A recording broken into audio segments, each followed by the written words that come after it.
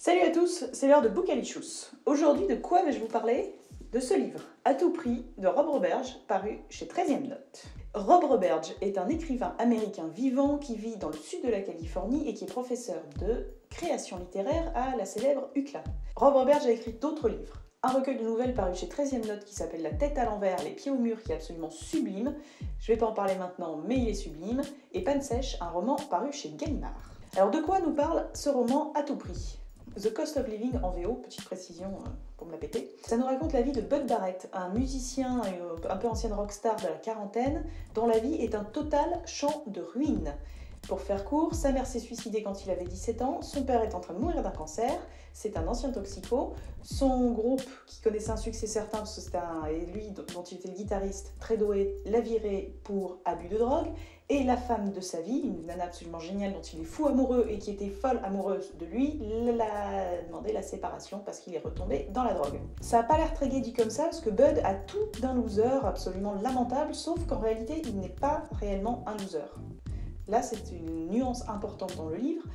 Il est quand même bien ravagé au niveau émotionnel, sentimental, psychique, parce qu'il se défonce quand même depuis l'adolescence. Il a en partie commencé à se droguer pour échapper à un contexte familial pas très gai, hein, père violent, mère très bizarre, apparemment bipolaire, mais en mode bien hardcore, qui a disparu un jour, disparu de sa vie alors qu'il était jeune adolescent. La drogue lui permet quand même en partie d'échapper à ça et va petit à petit le piéger. Donc si Bud se drogue, c'est à la fois par facilité, comme beaucoup de gens qui se droguent, mais également à la fois pour échapper à ce contexte familial très oppressant et à ce poids qui lui appartient pas vraiment. Petit à petit, ce sont les médicaments qui vont l'amener à la drogue, si on peut hiérarchiser la dépendance, et qui vont détruire sa vie, l'enfermant dans une spirale de violence, de mort brutale, de solitude, de dèche. Et Bud Barrett nous raconte tout ça de manière hyper cash et ultra prenante. Un des points forts du roman, c'est sa technique narrative. La vie de Bud, donc nous a raconté à la première personne, c'est Bud qui parle. Sa vie est racontée en patchwork, c'est non de manière linéaire, c'est-à-dire on n'a pas une biographie, une autobiographie fictive, on a des morceaux de vie qui s'articulent et qui se réarticulent ensuite les uns entre les autres. Ça permet plusieurs choses. Déjà que le lecteur ne s'ennuie pas une seconde, qu'il soit tout le temps en fait tenu en haleine par ce qu'il va découvrir. Il n'a aucune idée de ce qu'il attend et des situations trash dans lesquelles Bud va se mettre. Trash et désespéré, pas seulement trash. Il y a énormément de désespoir et c'est ça qui rend le livre très beau. La narration en patchwork permet aussi à chacun de recomposer un petit peu sa propre histoire en s'appropriant des éléments de la vie de ce personnage. Un autre des points forts du livre, c'est au niveau du narrateur lui-même. Bud Barrett donc nous raconte sa vie et il le fait d'une manière extrêmement sincère qui fait qu'on s'attache à lui, on n'y peut rien, même si on a envie de le mépriser, de le détester, de lui en vouloir, qu'on le trouve lâche. Il raconte ce qui lui arrive sans chercher à se dédouaner, sans chercher à s'excuser. Et quelque part, il est très humble devant sa propre maladresse, son propre désespoir et sa propre solitude. En fait, c'est une victime, alors consentante certes, puisqu'il se drogue quand même, donc il est sa première victime, mais il est quand même victime de ses propres démons, de choses qu'il dépasse, et qu'il a la simplicité de reconnaître. Il a la simplicité de reconnaître qu'il n'arrive pas à faire quoi que ce soit pour s'en sortir, et qu'il n'est pas sûr d'y arriver un jour, qu'il n'est pas sûr de s'aimer sans drogue. Donc il se remet quand même en question à peu près tout le temps, et de manière à la fois très chaotique et très sincère. Autre point très fort du roman, c'est la place qu'occupe la drogue, qui n'est pas seulement le support d'addiction et le support de déchéance du narrateur, mais qui est également présenté sous un jour assez différent de ce qu'on peut trouver souvent dans la littérature underground, trash, etc.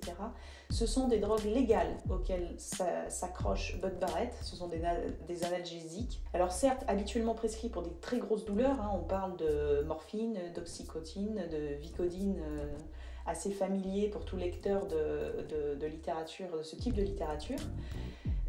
Et puis après, Bud va se retrouver en prise avec l'héroïne, cocaïne, etc. Surtout tout ce qui est opiacé.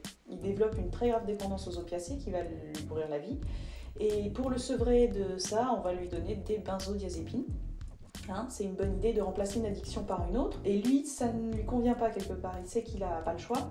Et l'auteur, donc Rob Roberge, ne décrit pas tout ça avec un côté moralisateur, avec une criticism of the society à la noix. Il se contente de montrer simplement ce que c'est, ce que ça fait et comment ça se passe. Et c'est d'autant plus pertinent qu'il y a quand même beaucoup de médecins qui ont l'air de confondre leur fonction avec celle d'un dealer en blouse blanche. Donc c'est très intéressant sur la mise en perspective que ça opère. Donc au final, on pourrait me reprocher encore de parler de drogue et de parler de loser. Tant pis, j'assume. Je fais partie des gens qui considèrent que c'est dans l'obscurité que naissent les plus belles lumières, et le roman de Rob Roberge en est un parfait exemple. Alors maintenant, le plus du livre. Le plus du livre, c'est la fin. Oui, absolument. Les 100 dernières pages sont absolument sublimes, elles sont presque insoutenables tellement la densité émotionnelle est forte. En fait, on assiste à l'effondrement de toute une vie, de tout un schéma de relations faussées, axées sur les non-dits, sur les secrets, sur la tristesse, sur la maladresse humaine.